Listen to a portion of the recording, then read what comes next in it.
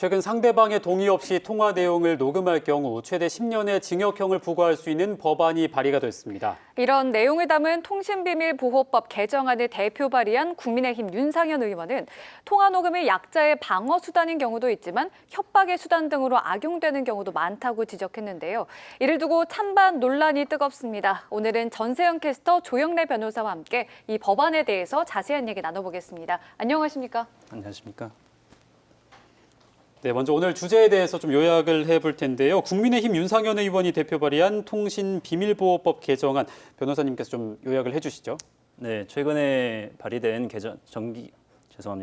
최근에 발의된 통신비밀보호법 개정안의 주요 내용은 현행 통신비밀보호법 제3조와 제14조에 대화 참가자는 대화 상대방 모두의 동의 없이는 대화를 녹음할 수 없다라는 내용을 추가하고 이를 위반할 경우에는 1년 이상 10년 이하의 징역 그리고 5년 이하의 자격정지에 처한다는 것입니다. 네, 그러니까 지금까지는 제3자가 아닌 대화나 통화 당사자가 상대방의 음성을 녹음하는 것은 불법이 아니었는데 만약에 이 개정안이 통과가 되면은 이것도 불법이 된다 이런 얘기인 거죠? 네, 맞습니다. 현행 통신비밀보호법에서는 내가 대화 당사자가 아님에도 불구하고 다른 사람들의 대화를 몰래 도청하거나 녹음하는 경우에만 형사처벌을 하고 내가 대화 당사자인 경우에는 대화 상대방의 동의를 받지 않더라도 녹음을 하는 것이 가능했습니다. 그런데 이번 개정안에 의하면 내가 대화 당사자라 하더라도 상대방의 동의를 모두 받지 않는 이상은 무조건 형사처벌을 받게 된다는 점에서 큰 차이가 있습니다. 예를 들어서 제가 지금 아나운서님 두 분하고 대화를 하고 있는데 네. 현행법에 의하면 제가 두 분에게 사전에 동의를 받지 않고 녹음을 하더라도 처벌을 받지 않습니다. 그런데 이번 개정안에 의하면 사전에 두 분 중 어느 한 분에게라도 동의를 받지 않고 녹음을 하게 되면 저는 형사처벌을 받게 된다는 것입니다. 당사자여도 상대방의 동의를 꼭 모든 상대방의 동의를 얻어야 된다는 게 이제 개정안의 내용인 거잖아요. 네, 그렇습니다. 보니까 5년 전에도 비슷한 취지의 법안이 발의가 됐었는데 최종적으로 통과가 되지는 않았더라고요. 당시의 법안은 어떤 내용이었고 왜 좀 통과가 안 됐는지 소개를 해주실까요?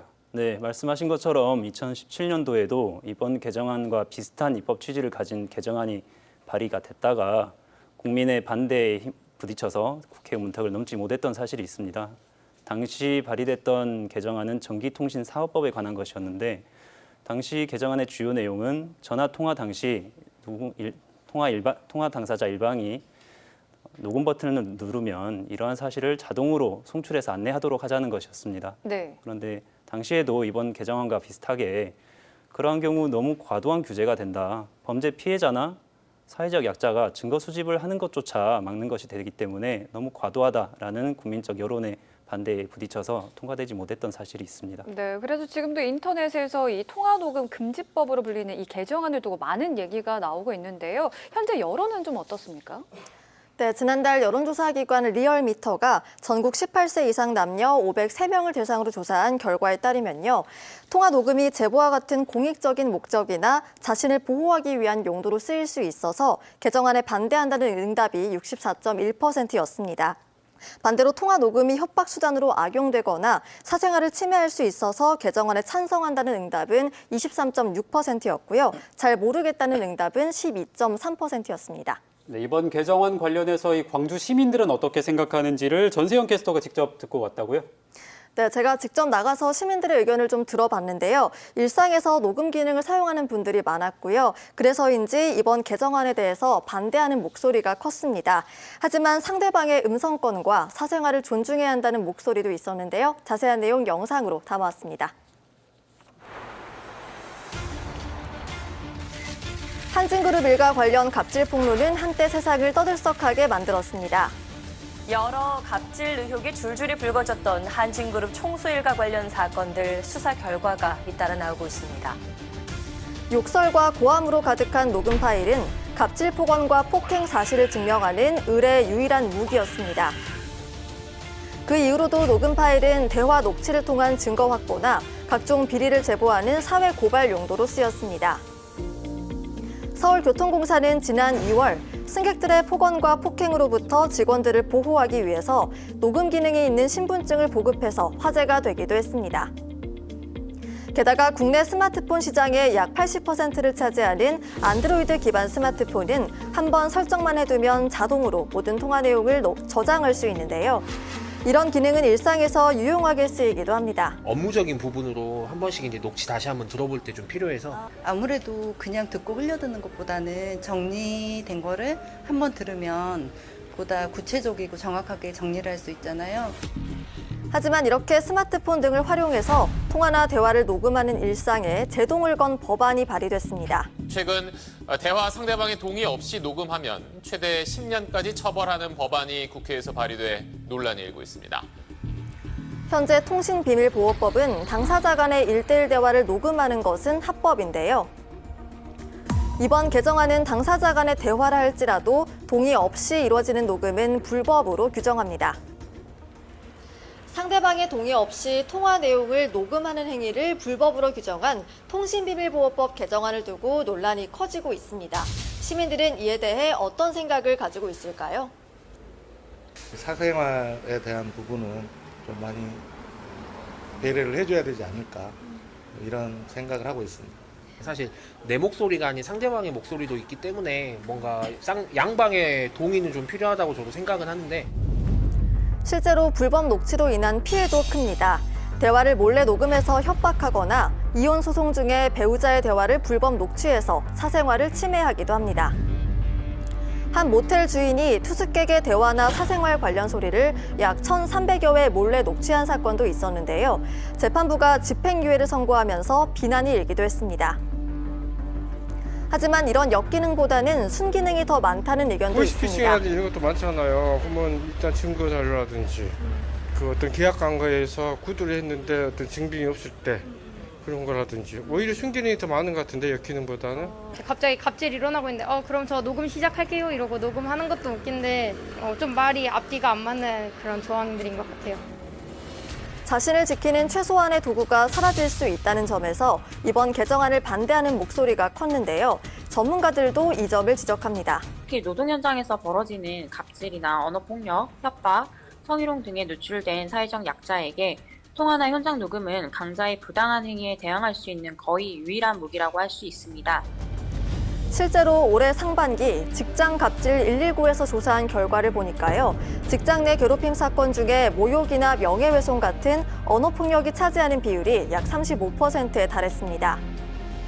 언어폭력과 같은 이런 직장 내 갑질은 피해자가 직접 입증해야 하는 상황이라 녹음 파일은 중요한 수단인 건데요.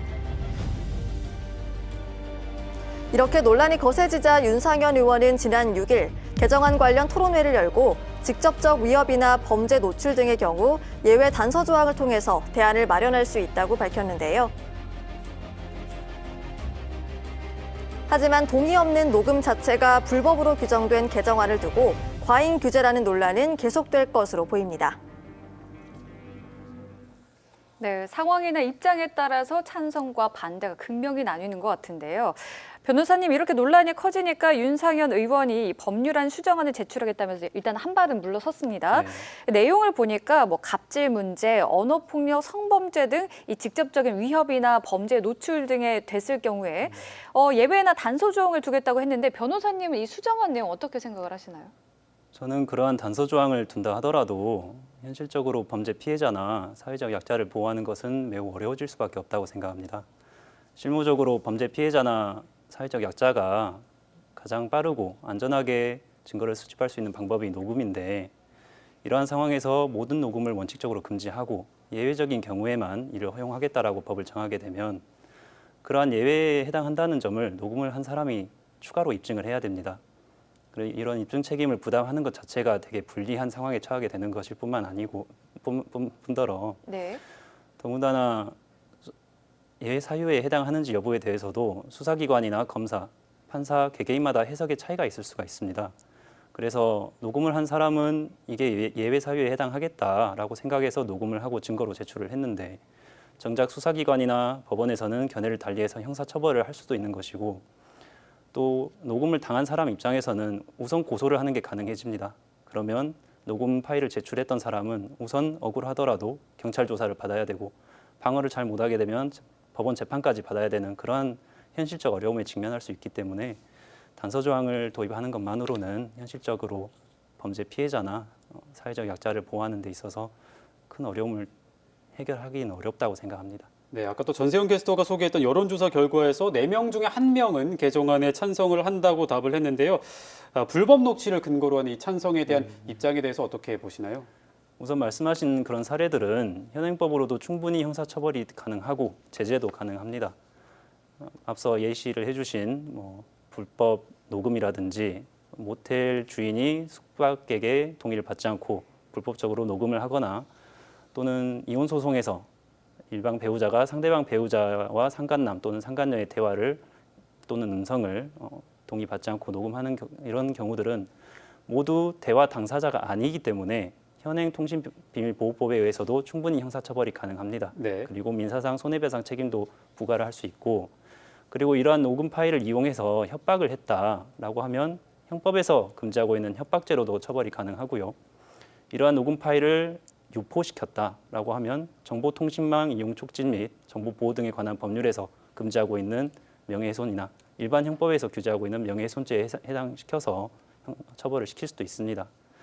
이처럼 말씀하신 사례들은 이미 현행법으로도 충분히 형사처벌이 가능하고 민사상 손해배상 책임도 부과할 수 있기 때문에 말씀하신 내용은 개정안을 찬성하는 정당화시키는 근거가 되기는 좀 어려울 것 같다고 생각합니다. 네, 이렇게 사생활 보호 문제는 비단 우리나라만의 문제는 아닐 것 같은데요. 다른 나라에서는 어떻게 대응하고 있습니까?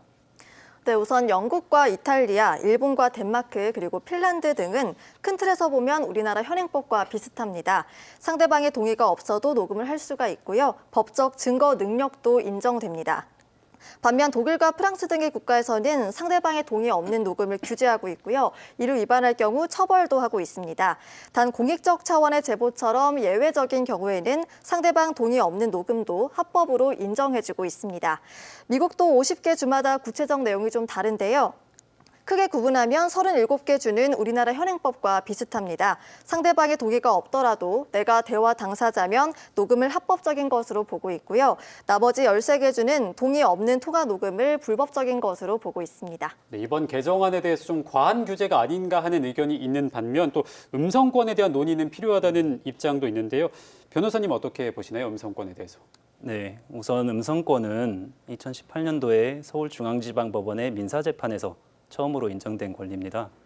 당시 재판부는 대화 상대방의 동의가 없는 녹음은 형사처벌 대상은 아니지만 이러한 동의 없이 녹음을 하고 이를 재생하는 행위는 특별한 사정이 없는 한 상대방의 음성권을 침해하는 행위라고 봐서 민사상 손해배상 책임을 구성한다고 봤습니다. 네. 해당 판결이 나온 이후 유사한 사건들에서 지속적으로 상대방의 동의를 받지 않고 녹음을 하거나 이를 재생하는 행위에 대해서는 형사처벌 대상은 아니지만 민사상 손해배상 책임을 구성한다는 판결이 계속 나오고 있는데 이번에 발의된 개정안은 민사상 손해배상 책임을 넘어서 형사처벌까지 하겠다는 겁니다. 네. 개인적 의견으로 말을 한 사람의 음성권도 존중받아야 하겠지만 말을 한 사람이 그 말에 대한 책임을 지는 게 더 중요하다고 생각합니다. 결국 녹음이라는 것이 누군가가 어떤 말을 했다가 나중에 입장을 바꿔서 나는 그런 말을 한 적이 없다라고 할 경우 진실을 밝히기 위해서 필요한 것인데 이런 녹음을 민사상 손해배상 책임을 넘어서 형사처벌까지 한다는 것은 결국 거짓말하는 사람을 보호하기 위해서 진실을 찾고자 노력하는 사람을 처벌하겠다는 것과 다르지 않다고 생각합니다. 네, 오늘 시사화에 대해서는 통화녹음 금지법에 관련한 논란을 자세히 짚어봤습니다. 함께해 주신 두 분 고맙습니다.